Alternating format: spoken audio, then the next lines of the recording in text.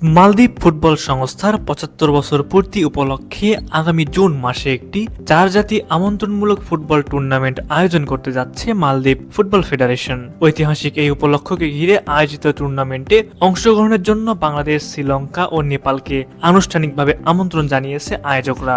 ইতিমধ্যে Sri Lanka football federation তাদের অংশগ্রহণ নিশ্চিত করেছে, তবে আমন্ত্রণপত্র হাতে পেলেও এখনো চূড়ান্ত সিদ্ধান্ত জানায়নি বাংলাদেশ ফুটবল ফেডারেশন বাফুফে।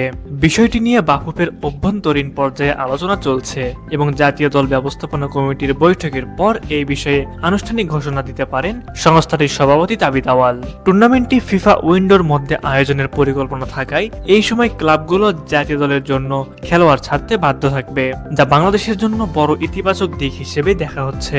এর ফলে ইংলিশ প্রিমিয়ার লিগের ক্লাব লেস্টার সিটির মিডফিল্ডার হামজা চৌধুরীকেও জাতীয় দলের জার্সিতে পাওয়ার সম্ভাবনা তৈরি হয়েছে, যা দলের শক্তি বাড়ানোর পাশাপাশি মালদ্বীপে বাংলাদেশের অংশগ্রহণের সম্ভাবনাকেও অনেকখানি বাড়িয়ে দিয়েছে।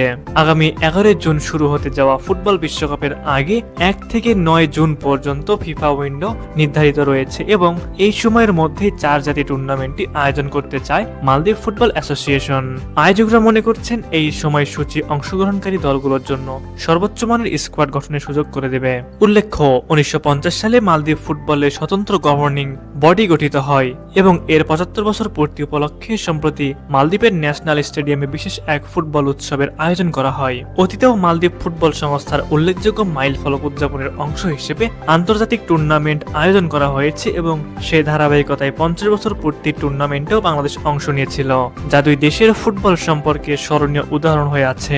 এদিকে বাংলাদেশের জাতীয় ফুটবল দল সামনে থাকা ব্যস্ত আন্তর্জাতিক সূচির জন্য প্রস্তুতি নিচ্ছে। এশিয়ান কাপ বাছাই পর্বে আগামী 31 মার্চ সিঙ্গাপুরে মুখোমুখি হবে জামাল ভুঁইয়ারা। গুরুত্বপূর্ণ সেই ম্যাচের আগে প্রস্তুতির অংশ হিসেবে মালয়েশিয়া ও থাইল্যান্ডের বিপক্ষে আন্তর্জাতিক প্রীতি ম্যাচ আয়োজনের চেষ্টা চালিয়ে যাচ্ছে বাফুফে।